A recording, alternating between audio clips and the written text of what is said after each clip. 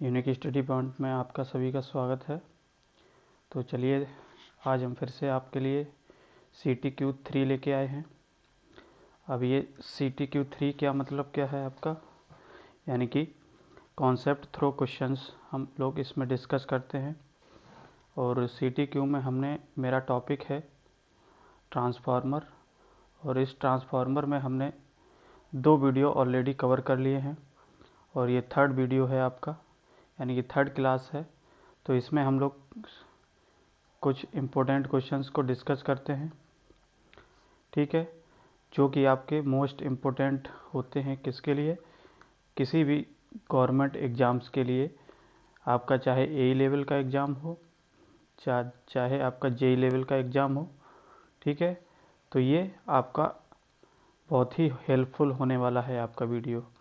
तो जो लोग आज पहली बार इस चैनल को देख रहे हैं या पहली बार इस वीडियो को देख रहे हैं, तो इस चैनल को पहले सब्सक्राइब करें, उसके बाद बेल आइकन को प्रेस करें, जिससे कि कोई भी नई क्लास या नया वीडियो जब आपको अपलोड किया जाएगा तो उसका नोटिफिकेशन आपको तुरंत मिल जाएगा, ठीक है। तो चलिए फिर हम लोग स्टार्ट करते हैं। इस CTQ3 में किस टाइप के क्वेश्चंस हैं वो हम लोग देखते हैं। चलिए फिर, तो देखिए आपको स्क्रीन पे पहला क्वेश्चन दिख रहा होगा। इस क्वेश्चन का आंसर आप लोग सभी लोग देंगे और इस क्वेश्चन में आपको 10 सेकंड का टाइम मिलता है। 10 सेकंड के अंदर ही आप इसका आंसर दीजिए, ठीक है। उसके बाद हम इसको डिस्कस करेंगे। तो देखिए पहले क्वेश्चन को हम लोग समझते हैं अच्छे से, क्वेश्चन में क्या पूछा गया है, ठीक है। तो देखिए क्वेश्चन में क्या कहा है, the core and winding of a transformer are put in a steel tank in order to. तो देखिए क्वेश्चन में पूछा क्या गया है कि जैसे कि आप जानते हैं कि ट्रांसफार्मर्स होता है, ठीक है, उसमें आपकी वाइंडिंग होती हैं और जो कोर होती है। तो वाइंडिंग और कोर को आपके एक स्टील टैंक में रखा जाता है। किस में रखा जाता है? स्टील टैंक में। तो ये स्टील टैंक में क्यों रखा जाता है, ये क्वेश्चन में आपसे पूछा गया है, ठीक है। यानी कि ट्रांसफार्मर को स्टील टैंक में, ट्रांसफार्मर की जो वाइंडिंग होती हैं, कोर होती है, उसको एक स्टील टैंक में रख दिया जाता है। अब ये क्यों रखा जाता है, यही आपको पूछा गया है, ठीक है। तो बताइए। तो ऑप्शन आपको दिया गया है, पहला ऑप्शन दिया गया है make it suitable for outdoor operations. B option दिया गया है provide protection against mechanical damage and provide additional cooling. C option दिया गया है इम्प्रूव इट्स अपीयरेंसेस। और डी ऑप्शन दिया गया है ऑल ऑफ द एबव, ठीक है। तो समझिए क्या होगा इसका आंसर। तो देखिए क्या होता है, ट्रांसफार्मर में आपकी जो कोर या वाइंडिंग होती हैं वो स्टील टैंक में किस लिए रखी जाती हैं, हमेशा याद रखेंगे, क्योंकि उसमें क्या होता है, मैकेनिकल डैमेज को से बचाने के लिए, क्या मैकेनिकल डैमेज से, और कुछ एडिशनल कूलिंग भी उसकी हेल्प से मिल जाती है, ठीक है। तो इसीलिए देखिए इस क्वेश्चन का आंसर फिर क्या हो जाएगा, ऑप्शन नंबर बी, यानी कि provide protection against mechanical damage and provide it's additional cooling, ठीक है। तो स्टील टैंक में इसीलिए रखा जाता है कि कोई भी बाइंडिंग या कोर है वो मैकेनिकल डैमेज ना हो जाए, उसमें कोई डैमेज ना हो, इसलिए उसको स्टील टैंक में रखा जाता है, ठीक है। तो यहाँ से आंसर क्या हो जाएगा, ऑप्शन नंबर बी, ठीक है। इस तरीके से आप लोग इसको 10 सेकंड के अंदर आप लोग खुद ही आंसर देंगे हर क्वेश्चन का, ठीक है। तो चलिए नेक्स्ट क्वेश्चन आपसे पूछा गया है, बताइए क्या होगा इसका आंसर। तो देखिए क्वेश्चन में पूछा गया है slush formation in a transformer oil is due to which of the following. बताइए क्या होगा। तो क्वेश्चन को पहले समझ लेते हैं क्या पूछा गया है।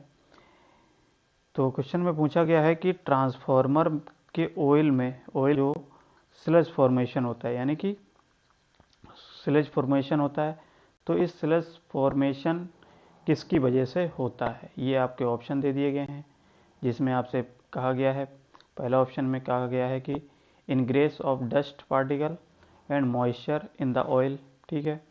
और बी ऑप्शन में कहा गया है कि appearance of small fragments of paper, varnish, cotton and other organic material in the oil. और सी ऑप्शन में कहा गया है chemical reaction of transformer oil with insulating material. और डी ऑप्शन में कहा गया है ऑक्सीडेशन ऑफ ट्रांसफार्मर ऑयल। यानी कि ट्रांसफार्मर में जो ऑयल का स्लज फॉर्मेशन होता है, यानी कि स्लज का मतलब क्या होता है, स्लज का मतलब होता है कीचड़, ठीक है, कीचड़ टाइप से। तो ऑयल का जो फॉर्मेशन होता है, स्लज फॉर्मेशन होता है, वो किसकी वजह से होता है, ये आपसे पूछा गया है। तो हमेशा याद रखेंगे क्या, कि जो आपका ट्रांसफार्मर होता है, जैसे लार्ज ट्रांसफार्मर की बात करें, लार्ज पावर ट्रांसफार्मर की अगर हम लोग बात करें, तो इसमें आप जानते हैं कि अगर ओवरलोड हो जाएगा तो ओवरलोड होने की वजह से ओवर करंट फ्लो होगी, ठीक है। तो ओवर करंट फ्लो होने की वजह से आपका क्या होगा, ऑयल जो ट्रांसफार्मर में भरा होगा वो क्या होगा, ओवर हीट होने लगेगा, ठीक है। और जैसे ही ऑयल क्या करेगा, ओवर हीट होगा, तो ओवर हीट होने की वजह से आपका क्या होगा, ऑयल का क्या होने लगेगा, ऑयल का क्या होने लगेगा, ऑक्सीडेशन होने लगेगा, ठीक है। तो आप देख सकते हो क्या किसकी वजह से हो रहा है ऑप्शन के हिसाब से। देखिए ऑप्शन क्या दिया है, ऑक्सीडेशन ऑफ ट्रांसफार्मर ऑयल। तो यहाँ से आंसर क्या हो जाएगा, ऑप्शन नंबर डी, ठीक है। यानी कि आपका कोई लार्ज ट्रांसफार्मर होता है तो लोड जब बढ़ता है, तो लोड बढ़ने के मतलब क्या है, आपकी ओवर करंट फ्लो होने लगती है, तो उसकी वजह से क्या हो, हीट जनरेट होगी।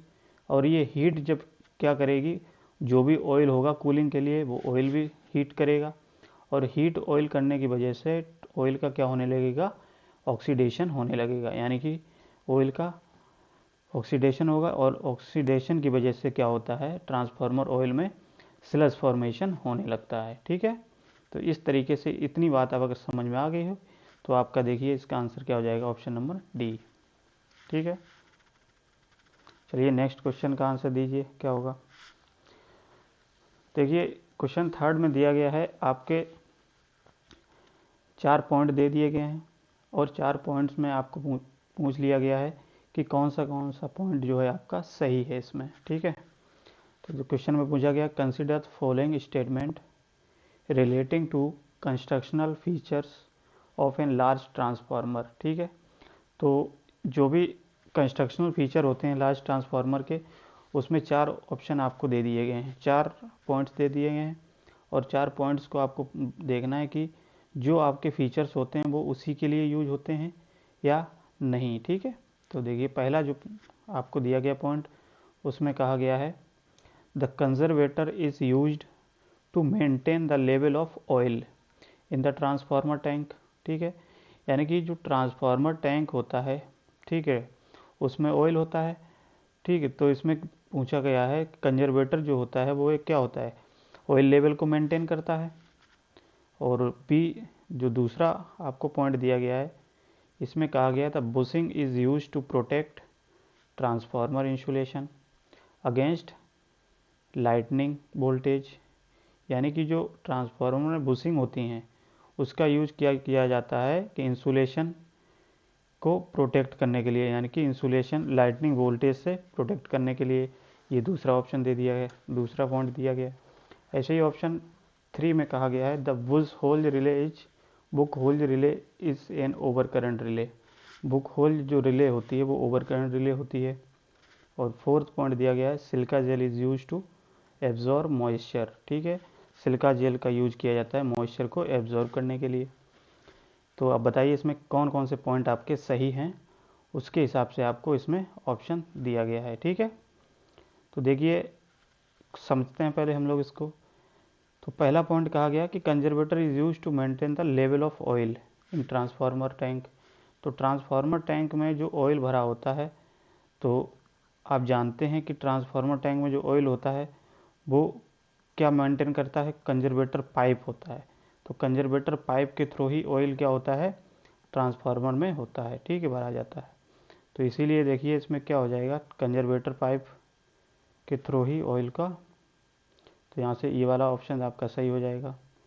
दूसरा क्या है, the bushing is use to protect transformer insulation against.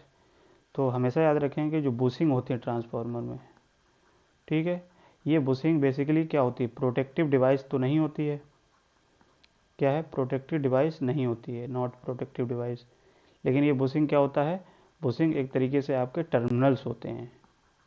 Bushing क्या होते हैं, आर टर्मिनल्स, टर्मिनल्स, ठीक है। लेकिन इसमें क्या कहा गया है, अगेंस्ट लाइटनिंग, यानी कि प्रोटेक्ट करता है। तो जब प्रोटेक्टिंग डिवाइस ही नहीं है तो ये क्या, बेसिकली बुशिंग क्या होते हैं, ट्रांसफार्मर के टर्मिनल्स होते हैं। तो ये ऑप्शन आपका गलत हो जाएगा, ठीक है। Book hold relay is over current relay, तो ये आपकी, ये भी गलत हो जाएगा, क्योंकि बुक होल्ड जो रिले होती है वो बेसिकली ऑयल और गैस पे आधारित आपकी रिले होती है, ठीक है। और ये बुक होल्ड रिले क्या करती है, जैसे ही आपका कोई माइनर फॉल्ट्स क्या होती है, आपके ट्रांसफार्मर के अंदर या इंटरनल फॉल्ट्स आती है, तो उस केस में बुक होल्ड रिले क्या करती है, एक अलार्म बजाने लगती है, ठीक है। अलार्म इंडिकेट करता है, और जैसे ही अलार्म क्या होता है, अलार्म ऑन होता है, और अलार्म ऑन होने की वजह से जो भी सप्लाई होगी ट्रांसफार्मर की, वो सप्लाई क्या कर दी जाएगी, कट कर दी जाती है, ठीक है। जिससे जो भी फॉल्ट होती है वो वहाँ से, जो भी आपका ट्रांसफार्मर होता है वो डैमेज होने से बच जाता है, ठीक है। तो इस तरीके से हम समझ सकते हैं। तो सारे पॉइंट्स को एक एक क्लियर करते चलिए। और फोर्थ ऑफ क्या गया, silica gel is use to observe moisture, ठीक है। इसमें देखिए सिलिका जेल सही है बिल्कुल, क्योंकि एक आपने सुना होगा ब्रीदर, ठीक है। ब्रीदर एक डिवाइस ट्रांसफार्मर में होती है, ठीक है। तो ये इससे क्या होता है, आपका ऑयल क्या होता है, इसी में ब्रीदर में क्या होता है, सिलिका जेल होता है। और सिलिका जेल क्या होता है आपका, ये जो भी एयर के एटमॉस्फेयर से आपका एयर आती है, तो उसमें कुछ मॉइस्चर होता है, तो उस मॉइस्चर को क्या कर लेती है, ये रिमूव करती है, ठीक है। उसमें सिलिका जेल भरा होता है, और सिलिका जेल एक डिहाइड्रेटिंग मटेरियल होता है, ठीक है। वो क्या करता है, उसको एब्सॉर्ब कर लेता है और ये रिमूव कर देता है। तो यहाँ से देखिए सिलिका जेल का यूज भी सही है, ये भी सही होता है ऑप्शन, ठीक है। तो यहाँ से देखिए ऑप्शन के हिसाब से कौन सा आंसर होगा, पहला पॉइंट सही है और फोर्थ पॉइंट सही है। तो यहाँ से देखिए ऑप्शन क्या है, ऑप्शन बी, यानी कि फर्स्ट एंड फोर्थ, ठीक है। तो इस तरीके से आप देख सकते हैं।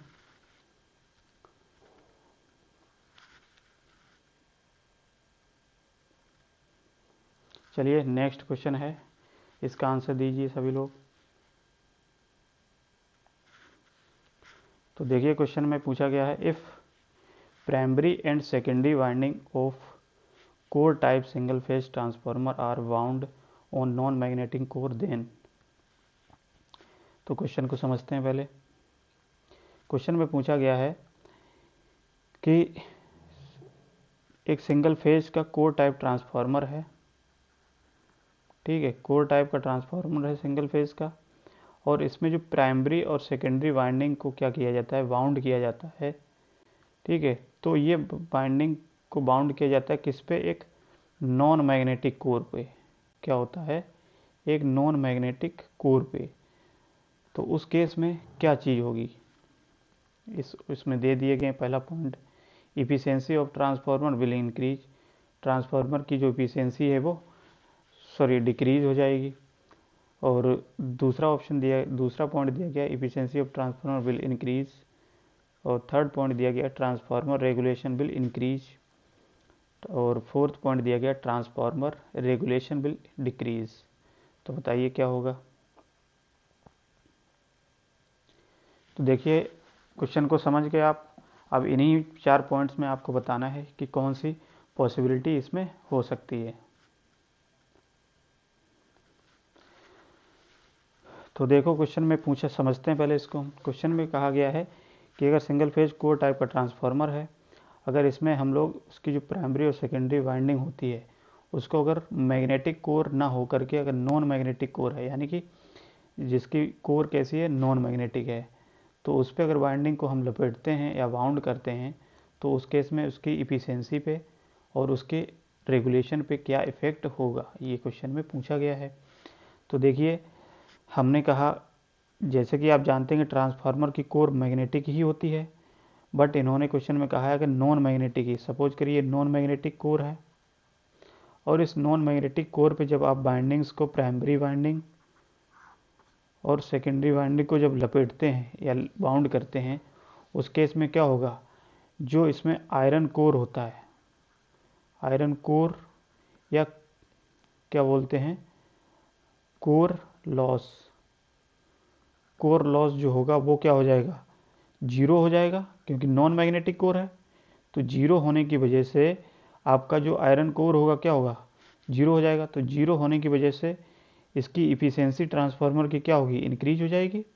और जब इफ़िशेंसी इंक्रीज हो जाएगी तो उस केस में क्या होगा, और जब नॉन मैग्नेटिक कोर होगी तो नॉन मैग्नेटिक कोर की वजह से जो लीकेज फ्लक्स होगा, क्या होगा, जो लीकेज फ्लक्स होगा वो क्या करेगा, वो भी इंक्रीज हो जाएगा। और जब लीकेज फ्लक्स इंक्रीज होगा तो उस केस में क्या होगा, जो वोल्टेज रेगुलेशन होगा ट्रांसफार्मर का वो क्या होगा, वो भी बढ़ जाएगा। ठीक है, यानी कि लीकेज फ्लक्स इंक्रीज होने का मतलब क्या है, वोल्टेज में कमी आना, और में कमी यानी कि वोल्टेज में वेरिएशन आना ज़्यादा। तो उस केस में वोल्टेज रेगुलेशन भी बढ़ जाएगा। ठीक है, तो यहाँ से देखिए दोनों चीज़ें आपको मिल गई हैं, यानी कि जब कोर लॉस जीरो हो जाएगा क्योंकि नॉन मैग्नेटिक कोर है, तो उस केस में उसकी इफिशियंसी बढ़ जाएगी। और इसी हिसाब से आप देखते हैं कि अगर आयरन की कोर नहीं है या नॉन मैग्नेटिक कोर है तो उस केस में लीकेज का फ्लक्स बढ़ जाएगा, और लीकेज फ्लक्स बढ़ने से वोल्टेज का रेगुलेशन वो बढ़ जाएगा। तो देखिए दोनों चीज़ें इसमें क्या हो जाएगी, ट्रांसफार्मर की इफिशियंसी भी बढ़ जाएगी और वोल्टेज का रेगुलेशन भी बढ़ जाएगा। अब देखिए इसमें पॉइंट कौन कौन सा सही हो जाएगा आपका। तो देखिए पहला, सेकेंड पॉइंट में कहा गया efficiency of transformer will increase. तो ट्रांसफार्मर की देखिए इफिशियंसी कैसी हो जाएगी, बढ़ जाएगी, यानी कि सेकेंड वाला पॉइंट सही है। और वोल्टेज रेगुलेशन वो भी बढ़ जाएगा, तो थर्ड वाला पॉइंट भी सही है। ठीक है, तो यहाँ से देखिए आंसर क्या हो जाएगा, फिर आंसर हो जाएगा ऑप्शन नंबर 2 और 3, यानी कि efficiency increase, voltage regulation will increase. तो यहाँ से ऑप्शन सी सही हो जाएगा। ठीक है,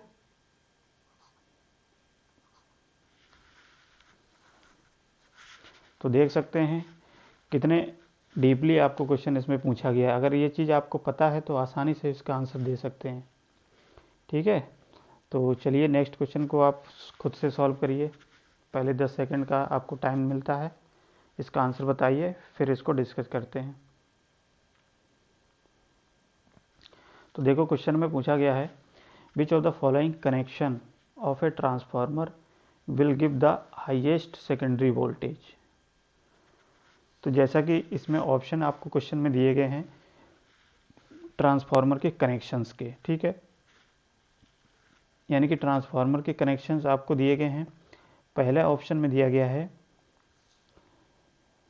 कि डेल्टा, यानी कि प्राइमरी जो है वो डेल्टा में है, और दूसरी ये देखिए क्या है, प्राइमरी डेल्टा में है, सेकेंडरी भी डेल्टा में कनेक्ट है। बी ऑप्शन दिया गया डेल्टा प्राइमरी और सेकेंडरी स्टार में है। और सी ऑप्शन दिया गया स्टार प्राइमरी और स्टार सेकेंडरी। डी ऑप्शन दिया गया स्टार प्राइमरी और डेल्टा सेकेंडरी। तो ये आपके ऑप्शन दिए गए हैं। इसमें आपको ये बताना है कि इन कनेक्शन में सबसे हाईएस्ट वोल्टेज सेकेंडरी साइड किसका होगा, ये आपको बताना है। कौन सा कनेक्शन आपका सेकेंडरी साइड वोल्टेज हाईएस्ट देगा, सबसे अधिक देगा, बताइए क्या होगा आंसर। तो इसका आंसर क्या हो जाएगा, ऑप्शन नंबर बी।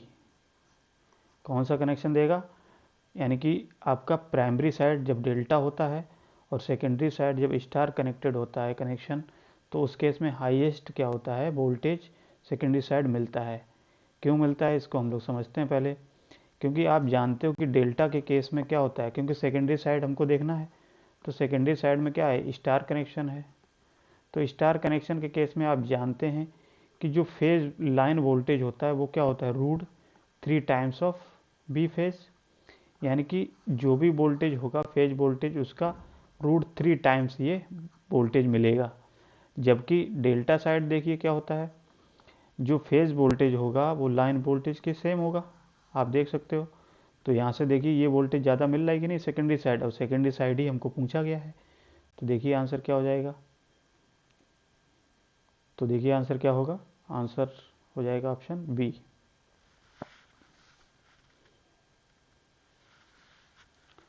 चलिए बताइए इसका आंसर क्या होगा।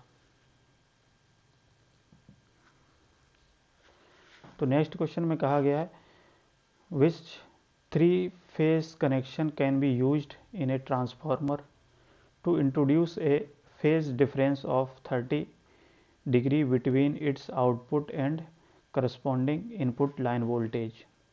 तो समझते हैं पहले, यानी कि इसमें कहा गया है कि 3-phase कनेक्शन किया गया है ट्रांसफार्मर का, जिसका जो फेज डिफरेंस है, यानी कि फेज डिफरेंस जो दिया गया है वो एंगल दिया गया कितना, 30 डिग्री इनपुट और आउटपुट के बीच में, इनपुट वोल्टेज और आउटपुट वोल्टेज के बीच में। तो उस केस में ये किस टाइप का कनेक्शन होगा ये आपसे पूछा गया है, ठीक है। यानी कि पहला दिया गया ऑप्शन स्टार स्टार, दूसरा दिया गया डेल्टा डेल्टा, सी दिया गया है स्टार डेल्टा, और फोर्थ दिया गया है डेल्टा और जिग जैग। तो बताइए आंसर क्या होगा। तो इसका आंसर क्या होगा, डेल्टा यानी कि स्टार डेल्टा, ठीक है। तो 30 का फेज डिफरेंस कब आता है, ये हमेशा याद रखना, जब आपका कनेक्शन कैसा होगा, या तो आपका स्टार डेल्टा होगा, या तो आपका क्या होगा, डेल्टा स्टार होगा, डेल्टा स्टार होगा, या तो आपका क्या होगा, स्टार और जिग जैग फॉर्म में होगा, जिग जैग फॉर्म, ठीक है। तो इस केस में तीनों कनेक्शंस में आपके जो फेज डिफरेंस होगा इनपुट वोल्टेज का और आउटपुट वोल्टेज का, वो क्या होगा, 30 डिग्री का फेज डिफरेंस होगा। तो हमेशा देखिए, तो पहले में देखिए स्टार स्टार दिया गया तो ये तो हो ही नहीं सकता, डेल्टा डेल्टा दिया गया ये भी नहीं हो सकता, तो स्टार डेल्टा दिया है तो ये हो जाएगा, ठीक है। या यहाँ पे स्टार डेल्टा होता, डेल्टा स्टार होता, तब भी इसका आंसर यही होता, ठीक है। तो ये आप ध्यान रखें कि फेज डिफरेंस आपका स्टार डेल्टा हो या स्टार डेल्टा स्टार हो तो एक ही बात है, ठीक है। तो यहाँ पे तब भी उसका फेज डिफरेंस 30 ही डिग्री का होता है। चलिए नेक्स्ट क्वेश्चन बताइए क्या होगा इसका आंसर।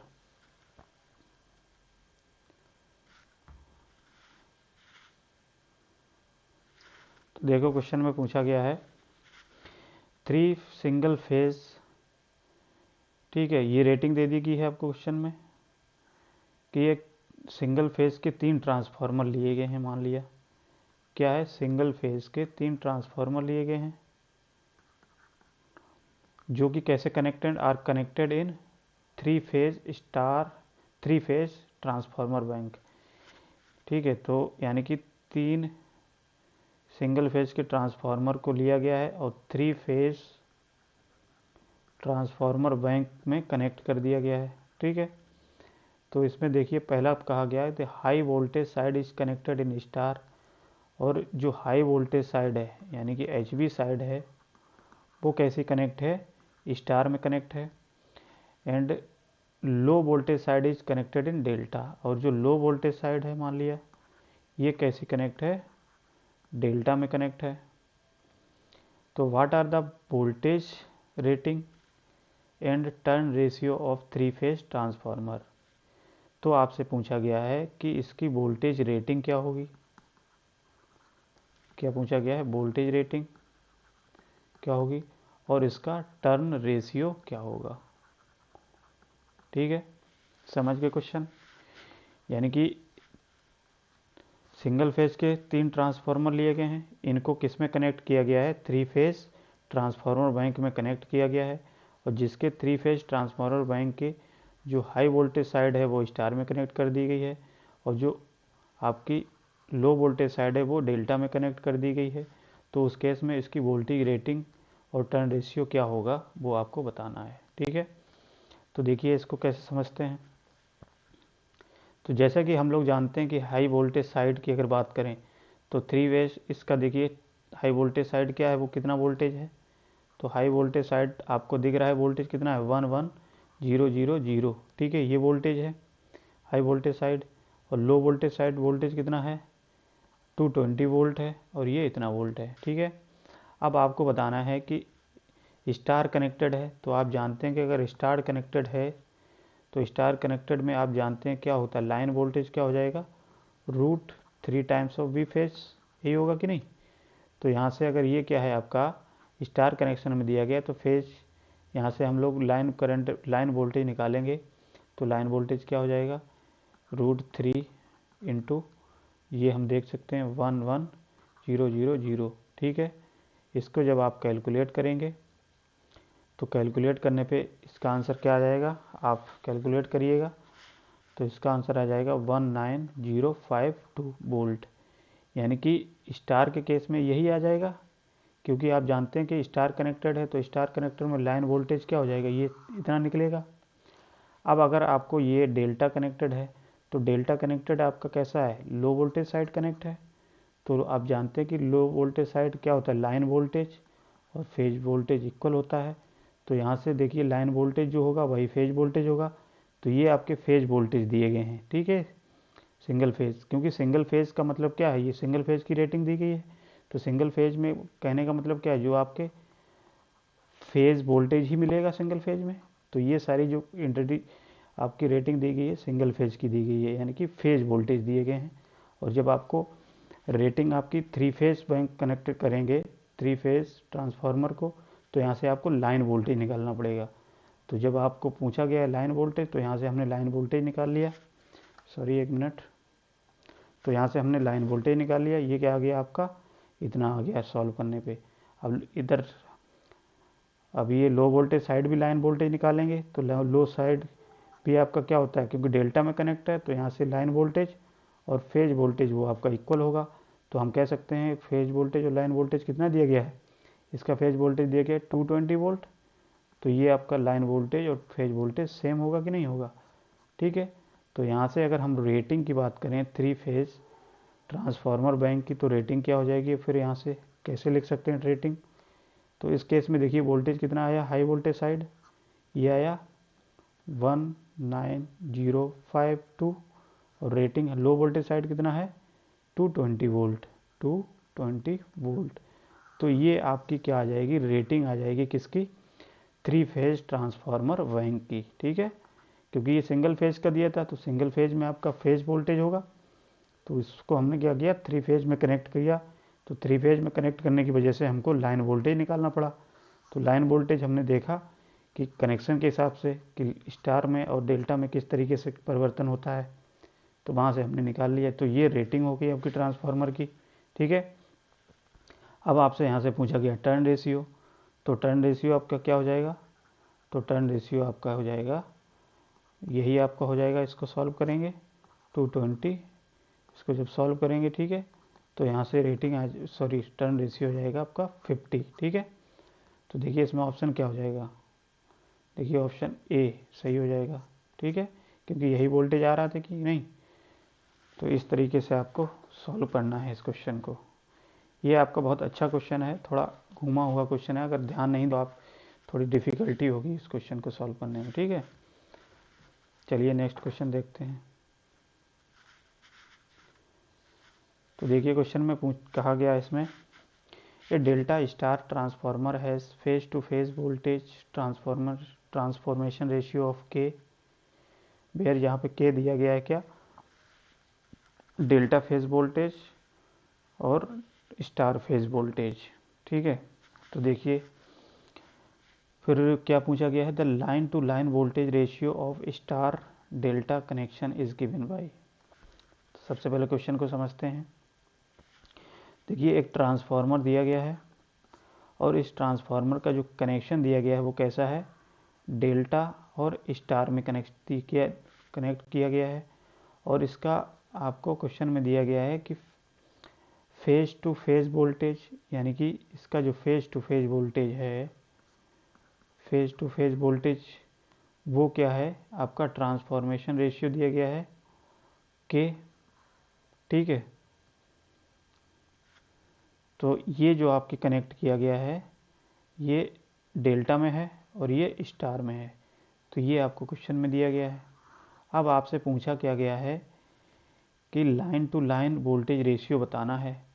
तो जब आपको line to line voltage ratio बताना है, ठीक है, और कनेक्शन कैसा होना चाहिए, तब स्टार और डेल्टा, यानी कि अब आपका ट्रांसफार्मर स्टार में और डेल्टा में कनेक्ट हो तो उस केस में लाइन वोल्टेज का क्या होगा रेशियो। तो ये हम मान लेते हैं ये स्टार में है और ये डेल्टा में है, तो आपको ये बताना है कि क्या इसका रेशियो होगा। बताइए क्या होगा। तो देखिए अब अगर हमको ये निकालना है तो ये इसके लिए हम जानते हैं कि लाइन वोल्टेज निकालने के लिए स्टार के केस में ये क्या होता है, √3 टाइम्स ऑफ वी फेज होगा, ठीक है, और स्टार है अपॉन, यहाँ पे देखिए लाइन वोल्टेज डेल्टा के केस में आप जानते हैं क्या होता है, डेल्टा के केस में जो लाइन वोल्टेज होगा वही फेज वोल्टेज होगा, तो हमने फेज वोल्टेज भी लिख दिया यही, क्योंकि लाइन वोल्टेज डेल्टा के केस में क्या होता है, यही होता है V L equal to V phase. और स्टार के केस में क्या होता है, जो लाइन वोल्टेज होता है वो √3 टाइम्स होता है वी फेज के, ठीक है। तो हमने यहाँ से ये देखिए स्टार के केस में ये वैल्यू पुट कर दी और डेल्टा के केस में ये वैल्यू पुट कर दी यहाँ पे।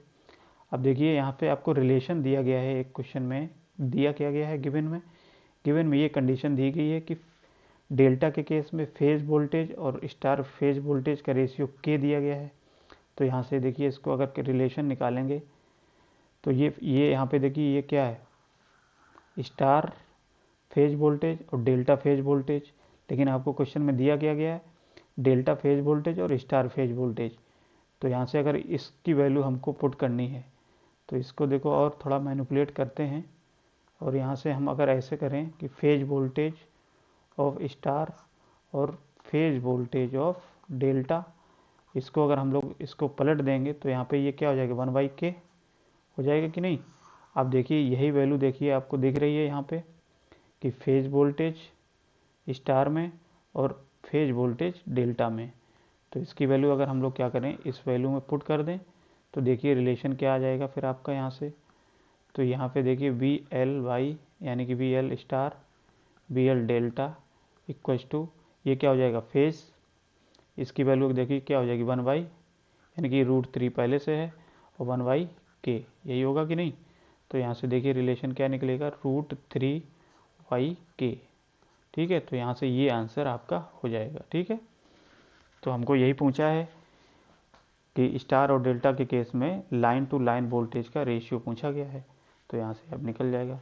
देखिए ऑप्शन आपको यहाँ से थोड़ा सही करना पड़ेगा, यहाँ पे √3 होगा ऑप्शन, ठीक है, यहाँ पे 3 है और यहाँ पे √3 है, तो यहाँ से देखिए ऑप्शन क्या हो जाएगा, ऑप्शन नंबर डी, ठीक है। तो देख सकते हो अगर आपको ये रिलेशन पता है तो यहाँ से आप सॉल्व कर सकते हो, सॉल्व करने के बाद आपका ये आंसर आ जाएगा, ठीक है। चलिए नेक्स्ट क्वेश्चन देखिए क्या होगा इसका आंसर, बताइए सबसे पहले आप।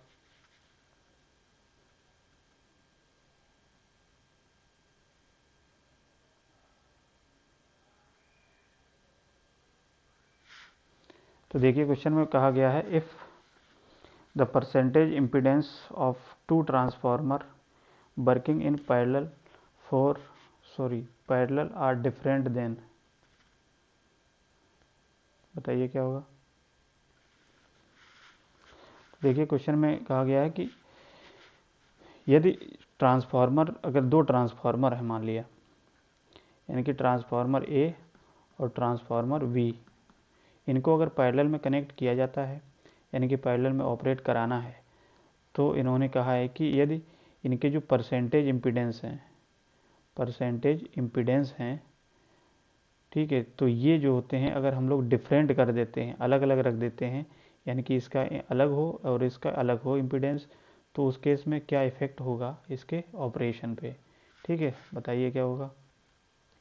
पहला लिखा है transformer will be overheated, और बी ऑप्शन दिया गया है power factor of both transformer will same, C option दिया गया है parallel operation will not possible, और डी ऑप्शन दिया गया parallel operation will still possible, यानी कि फिर भी पॉसिबल होगा। बताइए आंसर क्या होगा। तो देखिए हमेशा याद रखेंगे कि आपका जो परसेंटेज इम्पीडेंस होता है इसी के बेसिस पे आपका कि अगर पैरेलल ऑपरेशन करना है तो ये कोई नेसेसरी कंडीशन नहीं होती है कि आपको पर यूनिट इम्पीडेंस सेम ही रखना है। बट अगर आपको लोड की शेयरिंग अच्छी करनी है या पैरेलल ऑपरेशन नॉर्मली अच्छे से ऑपरेशन कराना है तो आप परसेंटेज इम्पीडेंस को इक्वल रख सकते हैं। बट ये कोई नेसेसरी कंडीशन नहीं होती है कि अगर परसेंटेज इम्पीडेंस इक्वल नहीं है, अलग अलग है, तो आप पैरेलल ऑपरेशन कर पाएंगे या नहीं कर पाएंगे। तो ये पैरेलल ऑपरेशन तो आप कर लेंगे, ठीक है, लेकिन ये उसका ऑपरेशन सही से नहीं होगा। तो यहाँ से देखिए ऑप्शन क्या हो जाएगा, ऑप्शन नंबर डी, यानी कि parallel operation will still be possible, यानी कि पैरेलल ऑपरेशन तो हो जाएगा, पैरेलल कनेक्ट तो कर लेंगे आप, ठीक है। तो यहाँ इसका आंसर क्या हो जाएगा, ऑप्शन नंबर डी। चलिए नेक्स्ट क्वेश्चन है, इसका आंसर बताइए।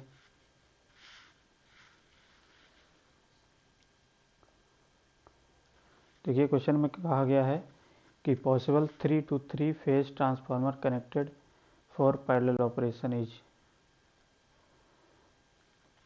यानी कि आपको ऑप्शन दिए गए हैं 4 और 4 ऑप्शन में आपको बताना है कि 3 फेज के जो ट्रांसफार्मर हैं 3 फेज के वो पैरेलल में कनेक्ट किए जाते हैं, ठीक है। तो उसमें कौन कौन सी पॉसिबल कंडीशंस आप कनेक्ट कर सकते हैं, ठीक है। कनेक्शन आपको दे दिए गए हैं ट्रांसफार्मर में।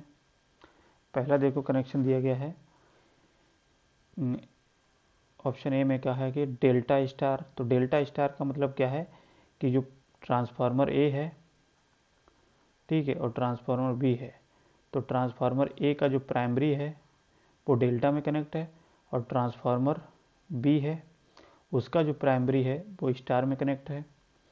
इसी तरीके से ये दिया गया है डेल्टा स्टार, यानी कि सेकेंडरी साइड ये दिए गए हैं, ये प्राइमरी साइड है और ये सेकेंडरी साइड है। तो यहाँ से ये कनेक्शन दिए गए हैं। तो आप बता सकते हैं कि पैरेलल ऑपरेशन में अगर कराना है, पैरेलल में ट्रांसफार्मर को कनेक्ट करना है तो कौन से कनेक्शन सही होंगे इसमें, ठीक है। तो देखिए इसमें कनेक्शन यहाँ पे बी होगा, यहाँ सी। तो देखिए star star to delta delta star, delta star, C option दिया गया delta delta to delta star, और डी ऑप्शन दिया गया delta star to star delta, ठीक है। तो जैसा कि हमने बताया कि आपको पैरेलल में जब आपको ट्रांसफार्मर कनेक्ट करने होते हैं 2 या 2 से अधिक, तो उसमें कनेक्शन कैसे सेम पोलरिटी होनी चाहिए, आप हमको बताया था, हमने बताया आपको, ठीक है। तो सेम पोलरिटी कब होगी, जैसे मान लिया ट्रांसफार्मर की जो प्राइमरी, ट्रांसफार्मर ए ये है, ट्रांसफार्मर बी है, ठीक है। तो इसका अगर डेल्टा प्राइमरी कनेक्ट है तो इसका भी डेल्टा प्राइमरी कनेक्ट होना चाहिए, तभी सेम पोलरिटी होगी कि नहीं होगी। और इसका जो सेकेंडरी है जैसा हो उसी सेकेंडरी साइड इसका भी ऐसा होना चाहिए। अगर स्टार में है तो स्टार में कनेक्ट इसका भी सेकेंडरी होना चाहिए। अगर सपोज करिए ट्रांसफार्मर यहाँ पे स्टार है और यहाँ पे डेल्टा है, तो इसका भी अगर कनेक्ट करना है तो यहाँ पे स्टार होना चाहिए और ये डेल्टा होना चाहिए, इसका प्राइमरी से प्राइमरी, इसका डेल्टा से डेल्टा। यानी कि कनेक्शन आप कैसा भी कर सकते हैं, बट ये चीज़ हम लोग देखते हैं कि प्राइमरी साइड सेम होना चाहिए, सेकेंडरी साइड सेम होना चाहिए। अब देखिए इसमें ऑप्शन के हिसाब से, तो इसमें देखिए ऑप्शन क्या सही हो जाएगा। तो पहला देखिए डेल्टा, डेल्टा से डेल्टा, ठीक है, स्टार टू स्टार, ये ठीक है। और इसमें क्या है स्टार टू डेल्टा, तो ये कनेक्ट ही नहीं हो सकता। Star to delta, star star, ये भी नहीं कनेक्ट हो सकता, ठीक है। ये कनेक्ट हो सकता है लेकिन ये नहीं कनेक्ट हो सकता।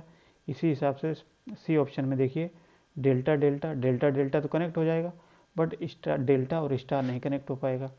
इसी तरीके से इसमें क्या है डेल्टा और स्टार, तो ये नहीं कनेक्ट हो पाएगा। स्टार और डेल्टा ये क्या है, ये भी नहीं कनेक्ट हो पाएगा। तो यहाँ से देखिए ऑप्शन आपका ए सही रहेगा, ठीक है। यानी कि कनेक्शन अगर आपको पैरेलल में करना है तो ये कनेक्शन आपका पॉसिबल हो सकता है, यानी कि इस कनेक्शन में कनेक्ट करेंगे तभी आपका ट्रांसफार्मर पैरेलल में कनेक्ट होगा, ठीक है।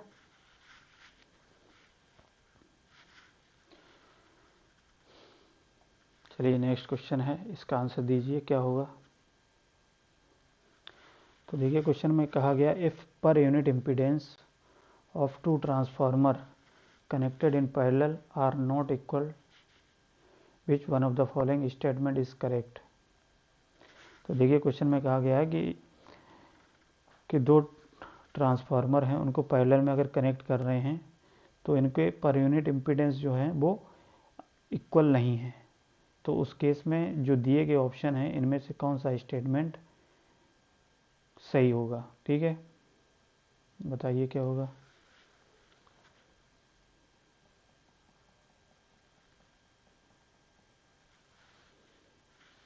तो जैसा कि आप जानते हैं कि अगर सपोज करिए ट्रांसफार्मर ए और ट्रांसफार्मर बी, इसका इम्पीडेंस मान लिए कुछ इम्पीडेंस है पर यूनिट इम्पीडेंस Z1 और इसका कुछ इम्पीडेंस यहाँ पे ZA मान लेते हैं, इसका कुछ इम्पीडेंस है ZB। ठीक है, अब इन्होंने कहा ये अगर दोनों पैरेलल में कनेक्ट करते हैं तो इनके इम्पीडेंस हैं दोनों के वो सेम नहीं है। तो सेम ना होने के कारण इसमें क्या इफेक्ट आएगा ट्रांसफार्मर में, बताइए। तो देखिए सेम ना होने का मतलब क्या है, यानी कि किसी एक ट्रांसफार्मर का इम्पीडेंस ज़्यादा होगा और किसी एक इम्पीडेंस का कम होगा। इन दोनों के केस में अगर देखा जाए, क्योंकि डिफरेंट हैं तो डिफरेंट में क्या है, किसी ना किसी का एक कम होगा इम्पीडेंस। तो कम इम्पीडेंस अगर जिसका होगा, मान लिया जिस ट्रांसफार्मर का, यानी कि लेस इम्पीडेंस होगा, तो लेस इम्पीडेंस होने की वजह से उसकी जो करंट होगी, लोड करंट होगी, वो क्या होगी, हाई करंट फ्लो होगी उस ट्रांसफार्मर में। ठीक है, वो हाई शेयर करेगा। तो हाई लोड करंट फ्लो होने का मतलब क्या है, तो हाई लोड करंट फ्लो होने का मतलब क्या है, उसमें ज़्यादा ओवरलोडेड हो जाएगा, वो हो जाएगा कि नहीं। तो देखिए ट्रांसफार्मर, इसके हिसाब से आपका ऑप्शन क्या हो जाएगा, option number B, transformer will get overloaded. यानी कि दोनों ट्रांसफार्मर में एक ट्रांसफार्मर कोई ना कोई जिसकी इम्पीडेंस आपका कम होगा, वो ट्रांसफार्मर कैसा ऑपरेट करने लगेगा, ओवरलोडेड हो जाएगा। ठीक है, कैसा हो जाएगा, ओवरलोडेड। तो यहाँ से देखिए ऑप्शन क्या हो जाएगा, option number B, transformer will get overloaded. ठीक है, क्योंकि डिफरेंट होगा तो डिफरेंट का मतलब जिसका इम्पीडेंस कम होगा उसमें हाई करंट फ्लो करेगा। तो हाई करंट फ्लो होने का मतलब क्या, लोडेड कंडीशन में वो जल्दी आ जाएगा। ठीक है, ओवरलोडेड। तो यहाँ से ऑप्शन क्या हो जाएगा, ऑप्शन नंबर बी। चलिए नेक्स्ट क्वेश्चन है, इसका आंसर दीजिए। देखिए पैरेलल ऑपरेशन से बहुत सारे क्वेश्चन आपके इम्पोर्टेंट बनते हैं और ये क्वेश्चन हर एग्जाम में कोई ना कोई एक ट्रांसफार्मर में पूछ लिया जाता है। पैरेलल ऑपरेशन बहुत इम्पोर्टेंट टॉपिक है आपका। तो बताइए इसमें क्या होगा।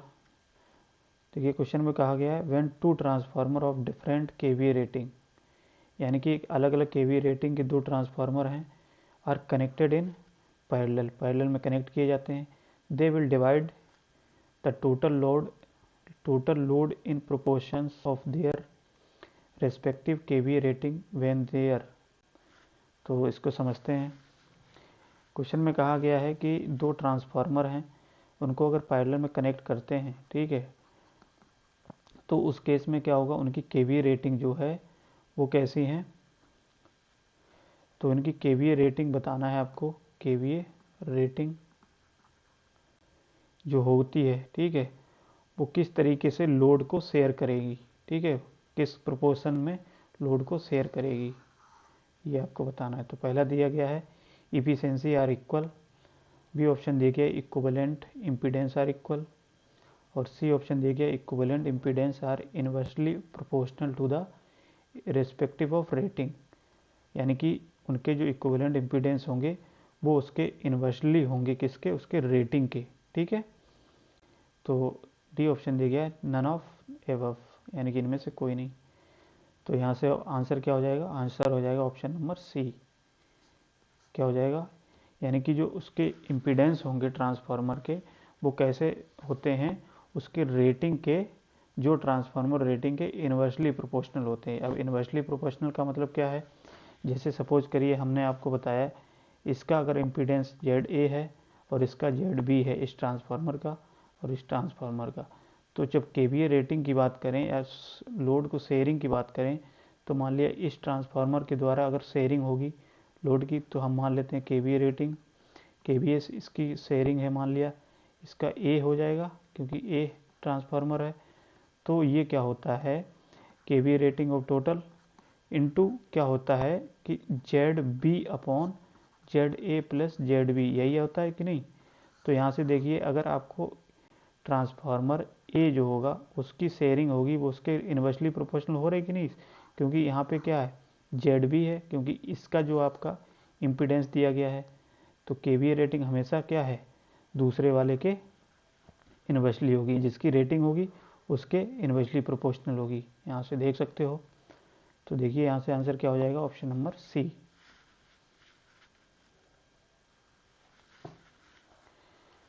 चलिए नेक्स्ट क्वेश्चन है, इसका आंसर बताइए। पैरेलल ऑपरेशन है, आपके बहुत सारे क्वेश्चंस आपसे पूछे जाते हैं इसमें। तो इसमें भी देखिए क्या कहा गया है कि two single phase 100 kVA transformer each having different leakage impedance are connected in parallel when load of 150 kVA at 0.8 power factor lagging is applied. बताइए आंसर क्या होगा इसका। तो देखिए पहले क्वेश्चन को समझते हैं।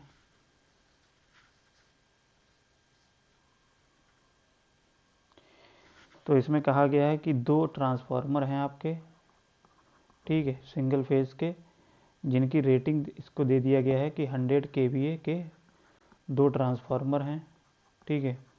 अब इनको जब पैरेलल में कनेक्ट किया जाता है, तो उस केस में जब पैरेलल में कनेक्ट किया जाता है, उस केस में जो इनके लीकेज इम्पीडेंस होते हैं वो आपके इनके डिफरेंट हैं, अलग अलग लीकेज इम्पीडेंस हैं।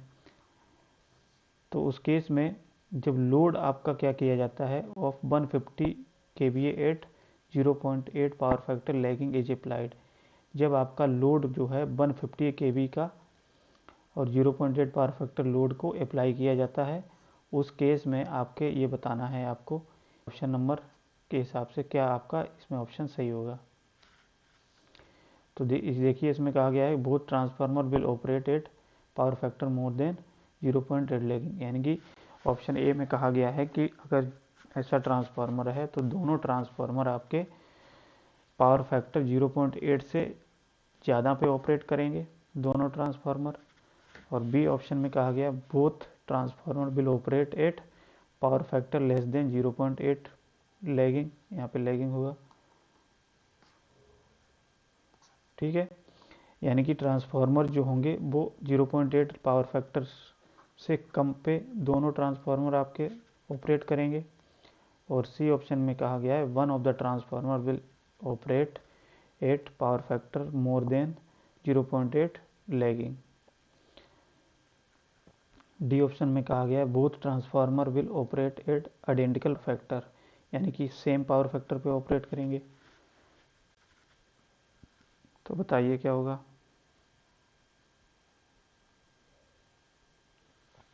तो देखिए हमेशा याद रखेंगे, क्वेश्चन में कह दिया कि डिफरेंट लीकेज इम्पीडेंस, तो डिफरेंट लीकेज इम्पीडेंस की बात करें तो इस केस में क्या होगा, जो आपका ट्रांसफार्मर होंगे वो क्या करेंगे, एक ट्रांसफार्मर तो आपका जो होगा वो लैगिंग पावर फैक्टर, जो भी पावर फैक्टर होगा वो उस पावर फैक्टर से हायर पावर फैक्टर पे ऑपरेट करेगा, और दूसरा जो पावर फैक्टर होगा, दूसरा जो ट्रांसफार्मर होगा सॉरी, वो क्या होगा, एक दूसरे वाले से कम पावर फैक्टर पे ऑपरेट करेगा, ठीक है, एक लो पावर फैक्टर पे ऑपरेट करेगा। तो यहाँ से देखिए ऑप्शन क्या हो जाएगा, सी, यानी कि one of the transformer will operate at power factor more than 0.8 power factor lagging, यानी कि एक ट्रांसफार्मर जो होगा हाई पावर फैक्टर पे ऑपरेट करेगा और दूसरा जो होगा वो लो पावर फैक्टर पे ऑपरेट करेगा, ठीक है। कब होगा, जब आपकी डिफरेंट केवीए लीकेज इम्पीडेंस होगा, जैसे कि हमने अभी बताया आपको, जब डिफरेंट केवीए रेटिंग हो, केवीए इम्पीडेंस होगा, लीकेज इम्पीडेंस होगा, उस केस में एक लोड शेयर ज़्यादा करेगा, एक लोड शेयर कम करेगा, तो उसी हिसाब से पावर फैक्टर भी आपका मैनेज होगा, एक ज़्यादा पावर फैक्टर पे ऑपरेट करेगा, एक कम पे ऑपरेट करेगा। तो यहाँ से देखिए आंसर क्या हो जाएगा, ऑप्शन नंबर सी।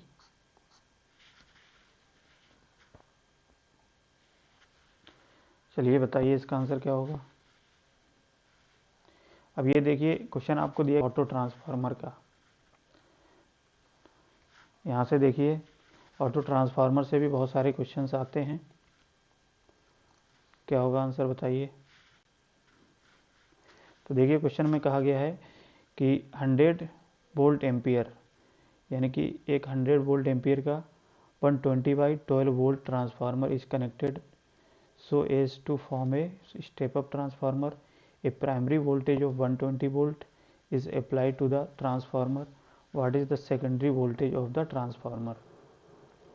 तो देखिए एक ट्रांसफार्मर आपको दिए गए हैं, एक ट्रांसफार्मर दिया गया 100 वोल्ट एम्पियर का, उसकी रेटिंग दी गई है 120/12 वोल्ट। ठीक है, ये ट्रांसफार्मर है।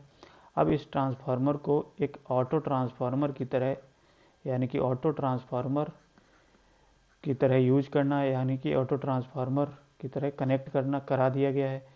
तो ऑटो ट्रांसफार्मर जो होगा वो स्टेप अप ट्रांसफार्मर की तरह ऑपरेट कराना है। तो उस केस में आपको पूछा गया है कि जो सेकेंडरी वोल्टेज होगा इस ऑटो ट्रांसफार्मर का वो कितना होगा, यानी कि सेकेंडरी वोल्टेज आपको बताना है। जबकि प्राइमरी वोल्टेज उन्होंने कहा है कि कितना है 120 वोल्टेज अप्लाई, और 120 वोल्टेज को अप्लाई कर दिया प्राइमरी साइड, तो सेकेंडरी साइटेज आपको बताना है V2। ठीक है, समझ गए क्वेश्चन। यानी कि एक ट्रांसफार्मर है कोई आपका 2 फेज वाइंडिंग का, उसको अगर ऑटो ट्रांसफार्मर की तो ऑपरेट करना है तो उसको कनेक्ट कर दिया गया, प्राइमरी उसकी वाइंडिंग कनेक्ट कर दी गई इसके 120 वोल्ट से, यानी कि प्राइमरी वोल्ट। तो उस केस में सेकेंडरी जो वोल्टेज होगी वो आपको बताना है। जबकि ट्रांसफार्मर वो है आपका ऑटो ट्रांसफार्मर है, वो स्टेप अप ट्रांसफार्मर है। ठीक है, तो सेकेंडरी वोल्टेज क्या होगा, तो देखिए इसका आंसर क्या होगा, यानी कि step up auto transformer operation के लिए क्या हो जाएगा, सेकेंडरी वोल्टेज, देखिए प्राइमरी साइड ये है और स्टेप अप करना है, तो यानी कि प्राइमरी साइड वोल्टेज जो होगा प्लस जो सेकेंडरी साइड होगा वो क्या हो जाएगा, इसमें ऐड हो जाएगा 20। तो यहाँ से सेकेंडरी साइड वोल्टेज क्या हो जाएगा 132 वोल्ट। ठीक है, यहाँ से आंसर क्या हो जाएगा 132 वोल्ट, ये आंसर हो जाएगा जब आप स्टेप अप ट्रांसफार्मर की तरह ऑपरेट कराना है। चलिए नेक्स्ट क्वेश्चन का आंसर दीजिए क्या होगा। तो नेक्स्ट क्वेश्चन में कहा गया है auto transformer can do following. एक ऑटो ट्रांसफार्मर वो किस तरीके से ऑपरेट हो सकता है, वो आपको ऑप्शन में दिया गया है, स्टेप अप वोल्टेज की तरह और step down voltage. C option दिया गया है बोथ ए एंड बी, और डी ऑप्शन दिया गया नन ऑफ दीज, यानी कि इनमें से कोई नहीं।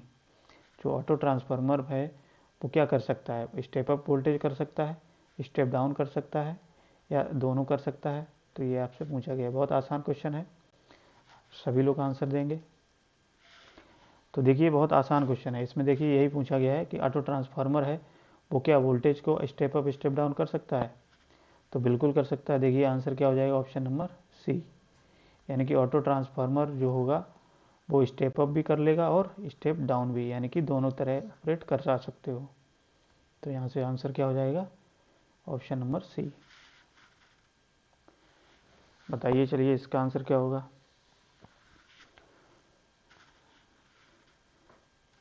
तो देखिए क्वेश्चन में पूछा गया what is the power transferred conductively from primary to secondary of an auto transformer having transformation ratio of 0.8 supplying a load of 3 kilowatt. ठीक है, तो चलिए समझते हैं। तो देखिए क्या कहा गया, एक ऑटो ट्रांसफार्मर है और इस ऑटो ट्रांसफार्मर का जो ट्रांसफॉर्मेशन रेशियो है, ये हम मान लेते हैं ऑटो ट्रांसफार्मर का ट्रांसफॉर्मेशन रेशियो के, वो दिया गया है क्वेश्चन में 0.8। ठीक है, और सप्लाई कर रहा है कितना, सप्लाई लोड 3 किलोवाट, यानी कि लोड को कितना सप्लाई कर रहा है, तो हम कह सकते हैं सप्लाइड लोड पावर सप्लाइड, तो ये पावर कितनी सप्लाइड कर रहा है 3 किलोवाट। तो यहाँ से आपको क्या बताना है कि जो ट्रांसफार्मर में, ऑटो ट्रांसफार्मर में आप जानते हैं जो पावर ट्रांसफ़र की जाती है, यानी कि वो दो प्रोसेस से की जाती है। एक तो की जाती है इंडक्शन प्रोसेस से, हमने बताया आपको, और दूसरा किया जाता है कंडक्टिवली, यानी कि कंडक्शन प्रोसेस से। तो इस क्वेश्चन में आपको पूछा गया है कि कंडक्शन इफेक्ट की वजह से जो पावर होगी वो कितनी फ्लो कराएगी, यानी कि ट्रांसफ़र होगी। तो ये बताइए क्या होगा इसका आंसर। तो देखिए दोनों के लिए आप क्वेश्चन का एक फॉर्मूला होता है, इसमें याद रखेंगे। जब आप इंडक्शन प्रोसेस, ये देखिए, जब इंडक्शन के लिए अगर बात की जाए तो इंडक्शन के लिए आपको फॉर्मूला याद रखना है कौन सा, यानी कि इंडक्शन प्रोसेस से अगर पावर को ट्रांसफ़र कराना है तो उसका फॉर्मूला होता है 1 - k और इनपुट पावर, यानी कि इनपुट पावर या सप्लाइड पावर, ठीक है, ये फॉर्मूला होता है। लेकिन कंडक्शन प्रोसेस से अगर बताना है तो ये क्या हो जाएगा, transformation ratio into input power या सप्लाइड पावर, ठीक है, ये फॉर्मूला होता है।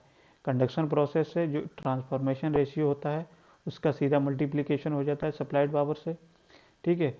और जो इंडक्शन प्रोसेस से होता है उसमें 1 - k से, यानी 1 - ट्रांसफॉर्मेशन रेशियो इनटू जो पावर सप्लाई होती है उससे मल्टीप्लाई हो जाता है। तो ये दोनों फार्मूला याद रखेंगे।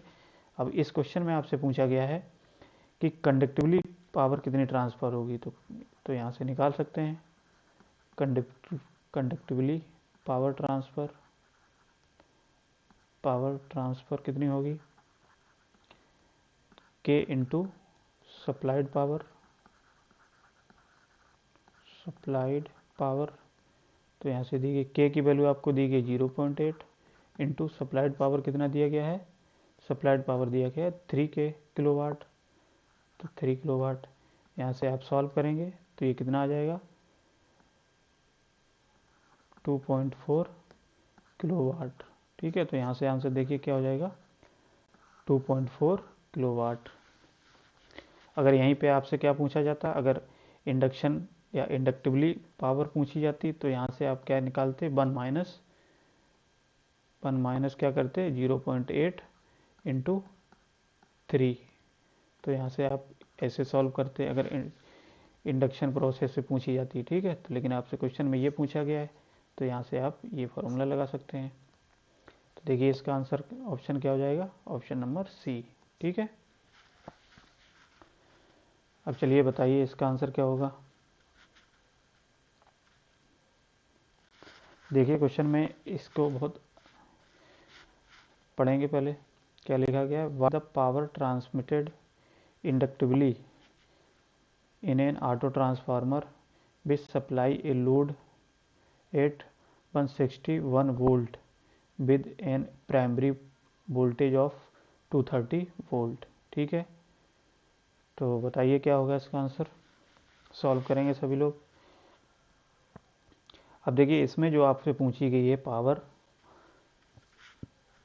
वो कैसे पूछी गई है, इंडक्टिवली पावर को ट्रांसफ़र कराना है। तो यहाँ से ये फॉर्मूला आपका हमने अभी बताया क्या होता है, 1 - k इंटू सप्लाइड पावर, ठीक है, या इनपुट पावर इनपुट हम लिख सकते हैं, ठीक है। यही फार्मूला होता है इंडक्टिव के लिए, इंडक्टिव प्रोसेस के लिए। अब यहाँ से अगर आपको क्या निकालना है, सबसे पहले क्वेश्चन में दिया क्या गया है वो चीज़ देखते हैं।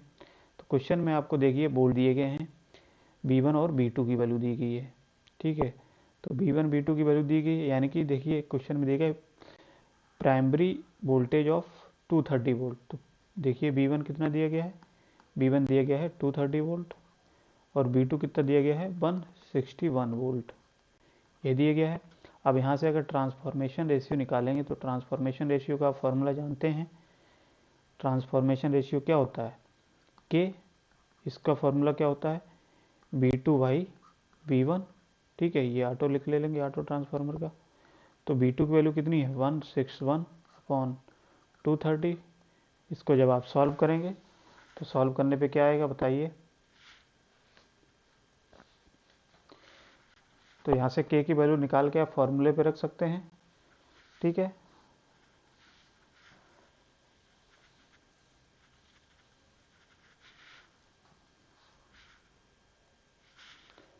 तो जब आप इसको सॉल्व करेंगे तो ये इसकी वैल्यू आएगी 0.704 के समथिंग, ठीक है, k की वैल्यू, ये k की वैल्यू यहाँ से आ जाएगी।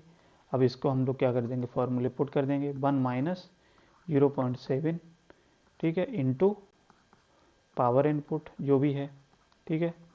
अब यहाँ से जो अब इसको सॉल्व करेंगे तो ये क्या हो जाएगा, 0.3 और समथिंग कुछ इतने आ जाएगा, ठीक है, पावर इनपुट। तो अब देखिए यहाँ पे क्वेश्चन में आपको परसेंटेज में दी गई है, तो यहाँ से परसेंटेज निकाल सकते हैं, यानी कि 100 का मल्टीप्लाई करेंगे, तो इसमें जब 100 का मल्टीप्लाई कर देंगे तो यहाँ से देखिए लगभग 30% आ जाएगी ऑफ इनपुट वोल्टेज का, ठीक है, सॉरी इनपुट पावर का, ठीक है। तो देखिए यहाँ से ऑप्शन क्या हो जाएगा, सही ऑप्शन हो जाएगा आपका ऑप्शन नंबर डी, यानी कि 30% ऑफ द इनपुट पावर। तो देखिए इस टाइप से क्वेश्चन आपको बहुत पूछे जाते हैं, अगर कंडक्टिव प्रोसेस से भी पूछे जाएंगे और इंडक्टिवली प्रोसेस से भी पूछे जाएंगे, पावर कितनी ट्रांसफ़र हुई है ऑटो ट्रांसफार्मर में, ठीक है। तो इन दोनों के फॉर्मूले आप याद रखेंगे तो कोई भी क्वेश्चन आप आसानी से कर सकते हैं, ठीक है। चलिए नेक्स्ट क्वेश्चन आप देखते हैं, करिए क्या होगा इसका आंसर। तो देखिए क्वेश्चन में कहा गया, it is advisable to use auto transformer if the transformation ratio is, यानी कि ये कहा गया है कि एक ऑटो ट्रांसफार्मर को अगर हम यूज़ करते हैं तो उसका ट्रांसफॉर्मेशन रेशियो जो है वो किसके नियर होना चाहिए, वो किसके नियर अच्छा रहेगा, ठीक है। तो इसका आंसर क्या हो जाएगा, ऑप्शन नंबर बी, यानी कि जो ऑटो ट्रांसफार्मर होता है उसका अगर जो ट्रांसफॉर्मेशन रेशियो है वो अगर 1 के नियर होगा, ठीक है, तो वो आपका अच्छा माना जाता है। क्यों अच्छा माना जाता है, क्योंकि ये क्या होता है, 1 के अगर होगा एक नियर तो उस केस में जो इसका जो ऑपरेशन होगा यानी कि जो भी वो इकोनॉमिकल होगा, ठीक है। इकोनॉमिकल का मतलब क्या है, इसमें जो कॉपर की सेविंग आपकी हो जाती है, क्या कॉपर की सेविंग हो जाती है अगर आपका नियर अबाउट है किसके ट्रांसफॉर्मेशन रेशियो 1 के नियर, ठीक है। तो ये इकोनॉमिकल भी होता है।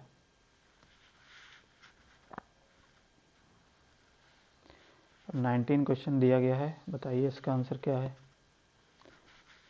क्वेश्चन में कहा गया है, a 2 volt by 1 volt 2 winding transformer is connected as an auto transformer, ठीक है। तो ये कहा गया है कि ये इस रेटिंग का जो है 2 वाइंडिंग ट्रांसफार्मर है वो ऑटो ट्रांसफार्मर की तरह कनेक्ट किया जाता है या ऑटो ट्रांसफार्मर से कनेक्ट किया जाता है। तो its voltage regulation as an auto transformer compare to the 2 winding transformer is, ठीक है। समझते हैं क्वेश्चन को, यानी कि 2 वोल्ट और 1 वोल्ट का एक 2 वाइंडिंग का ट्रांसफार्मर है,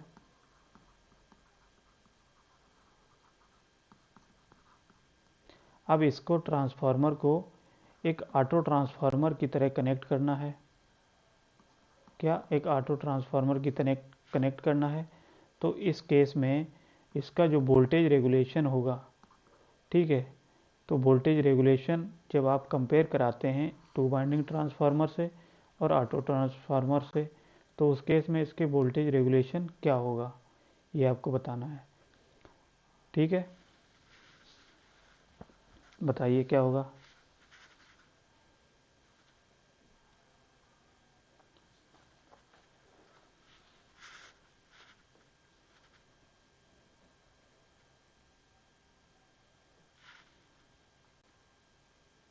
तो देखिए कैसे सॉल्व करेंगे इसको। तो वोल्टेज रेगुलेशन की अगर बात करें तो वोल्टेज रेगुलेशन का भी फॉर्मूला आपका, अगर 2 वाइंडिंग ट्रांसफार्मर और ऑटो ट्रांसफार्मर को अगर कंपेयर किया जाए तो वहाँ से आपका फॉर्मूला क्या होता है, voltage regulation of auto transformer equal to होता है 1 माइनस के, यानी कि transformation ratio into voltage regulation of 2 winding transformer, ये आप फॉर्मूला याद रखेंगे, ठीक है। अब देखिए यहाँ से अगर हम लोग क्या करते हैं, सपोज करिए के की वैल्यू अगर निकालते हैं तो के की वैल्यू कैसे निकालेंगे, जैसे कि आप जानते हैं कि ये रेटिंग दी गई है, तो इस रेटिंग के केस में आप पहले एज्यूम करेंगे क्या, एक एडिटिव पोलरिटी है ट्रांसफार्मर में, ठीक है। जब आप ऑटो ट्रांसफार्मर की तरह कनेक्ट करते हैं तो उसमें जो एडिटिव पोलरिटी की तरह अगर एज्यूम करते हैं तो यहाँ से इसकी रेटिंग क्या, सॉरी ट्रांसफॉर्मेशन रेशियो क्या आ जाएगा, 2/8 का मतलब क्या है, स्टेप अप। तो यहाँ पे सेकेंडरी साइड क्या होगा, 2+1 यानी कि 2/3। तो 2/3 यहाँ पे क्या आ जाएगा, आपका आ जाएगा ट्रांसफॉर्मेशन रेशियो। अब 2/3 ट्रांसफॉर्मेशन रेशियो आ गया तो यहाँ से जब आप वोल्टेज रेगुलेशन निकालेंगे तो यहाँ से देखिए वोल्टेज रेगुलेशन क्या निकलेगा, 1 - 2/3 into voltage regulation of 2 winding transformer. अब इसको जब आप सॉल्व करेंगे तो देखिए क्या आ जाएगा, 3 यानी कि 1/3। तो 1/3 क्या हो जाएगा, टाइम्स हो जाएगा किसके, voltage regulation of 2 winding transformer के, 2 वाइंडिंग ट्रांसफार्मर के 1/3 टाइम्स हो जाएगा इसका वोल्टेज रेगुलेशन, ठीक है। तो यहाँ से देखिए आंसर क्या आ जाएगा, ऑप्शन नंबर डी, ठीक है। तो अब इसमें एक चीज़ और समझते हैं, जैसे वोल्टेज रेगुलेशन की अगर हम लोग बात करते हैं ऑटो ट्रांसफार्मर में या ट्रांसफार्मर में, 2 वाइंडिंग के ट्रांसफार्मर में, तो ऑटो ट्रांसफार्मर की जो वोल्टेज रेगुलेशन होता है वो क्या होता है, बेटर होता है, अच्छा होता है, यानी कि कम होता है। वोल्टेज रेगुलेशन ऑटो ट्रांसफार्मर का क्या होता है, कम होता है। देखिए देख सकते हो आप 1 - k करके होता है, जबकि 2 वाइंडिंग ट्रांसफार्मर से कंपेयर किया जाए तो 2 वाइंडिंग ट्रांसफार्मर का वोल्टेज रेगुलेशन ज़्यादा होता है, ठीक है। क्योंकि ऑटो ट्रांसफार्मर जो होता है आप जानते हैं कि जो सिंगल वाइंडिंग होती है उसमें कॉमन वाइंडिंग, और कॉमन वाइंडिंग होने की वजह से क्या होता है इसमें, हमने आपको बताया कि जो लीकेज फ्लक्स है, ठीक है, वो कैसा होता है, कम होता है इसमें। तो लीकेज फ्लक्स कम होने की वजह से क्या होगा, जो वोल्टेज रेगुलेशन होगा वो कम होगा। तो वोल्टेज रेगुलेशन कम होने का मतलब क्या है, वोल्टेज रेगुलेशन बेटर है आपका, अच्छा है, ठीक है। तो single phase two winding transformer का अगर ऑटो ट्रांसफार्मर से वोल्टेज रेगुलेशन के रेस्पेक्ट में अगर कंपेयर किया जाए तो ऑटो ट्रांसफार्मर का वोल्टेज रेगुलेशन अच्छा होता है, ठीक है। तो देखिए यहाँ से अगर फॉर्मूले में अगर रख के हमने सॉल्व किया तो देखिए यहाँ से निकल के आ गया 1/3 टाइम्स होता है, ठीक है। तो यहाँ से देखिए क्या हो जाएगा आंसर, ऑप्शन नंबर डी। चलिए नेक्स्ट क्वेश्चन है, इसका आंसर बताइए क्या होगा, लास्ट क्वेश्चन है आपका। क्वेश्चन 20 में कहा गया the rating of a transformer increased, फिर rating of the transformer increase when the supply frequency is increased. यानी कि क्या है, अगर कोई ट्रांसफार्मर है सपोज करिए, ठीक है, और इस ट्रांसफार्मर की रेटिंग मान लिया हमने इंक्रीज हो जाती है, तो ये इंक्रीज जब होती है तो किसकी वजह से होती है ये बताना है, कि जब फ्रीक्वेंसी को भी हम इंक्रीज कर देते हैं, ठीक है, तो उस केस में इसकी फ्रीक्वेंसी को इंक्रीज कर देते हैं तो इसकी रेटिंग ऑफ ट्रांसफार्मर क्या होगी, सॉरी यहाँ पे ये आंसर ही हमने लिख दिया है, ये क्या हो जाएगा, इंक्रीज, ठीक है।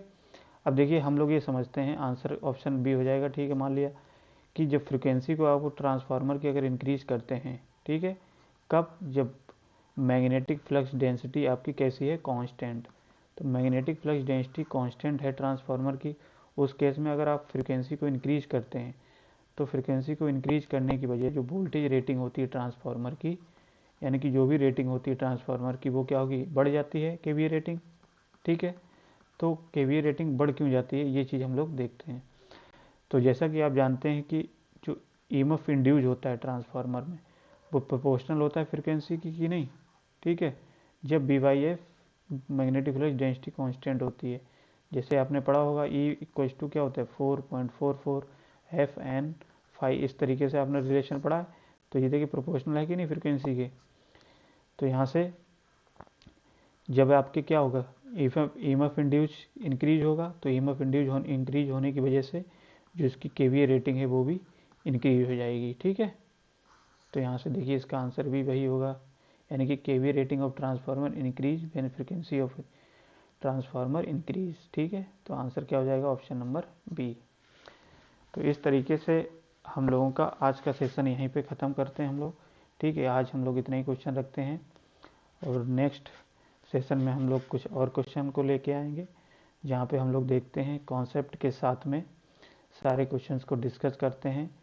ठीक है, जिसको हम लोग नाम दिया है CTQ, यानी कि कॉन्सेप्ट थ्रू क्वेश्चन, यानी कि कॉन्सेप्ट के साथ, क्वेश्चन के साथ में हम कॉन्सेप्ट को भी समझते हैं अच्छे से, जिससे कोई आपका क्वेश्चन, जब आपसे इससे रिलेटेड कोई भी क्वेश्चन अगर आएगा तो अगर आपको कॉन्सेप्ट पता होगा, ठीक है, थोड़ा भी अगर क्वेश्चन घुमाया गया है तो आप उस क्वेश्चन को सॉल्व कर लेंगे। ठीक है, तो इसी तरीके से जो लोग अभी इस चैनल को पहली बार देख रहे हैं या इस वीडियो को पहली बार देख रहे हैं, वो इस चैनल को सब्सक्राइब कर लें और लाइक और शेयर का बटन दबा के इसमें नोटिफिकेशन आपको मिल जाएगा। जब आप क्या करेंगे, जब आप कोई वीडियो आपको या नई क्लास जब आप चलेगी तो उस केस में आपको इसका नोटिफिकेशन मिल जाएगा। ठीक है, तो इसीलिए क्या करना है, आपको सबसे पहले चैनल को सब्सक्राइब करिए और जो भी आपके कम्पिटिटिव एग्ज़ाम होंगे, चाहे A लेवल के चाहे JEE लेवल के, वो सारे एग्ज़ाम्स के लिए ये बहुत ही हेल्पफुल होने वाला है क्वेश्चन सीरीज। ठीक है, जिसमें हम लोग टॉपिक वाइज टॉपिक कवर करते हैं। अभी फ़िलहाल आपका ट्रांसफार्मर का टॉपिक चल रहा है और ये ट्रांसफार्मर का जैसे ही ख़त्म होगा उसके बाद हम लोग DC मशीन के जितने भी सारे क्वेश्चंस आपके प्रीवियस ईयर क्वेश्चंस होंगे, जो भी आपके कम्पिटिटिव एग्ज़ाम्स में आए हैं, उनको डिस्कस करेंगे कॉन्सेप्ट के साथ में। ठीक है, तो चलिए आज के लिए बहुत बहुत धन्यवाद। Thanks for watching.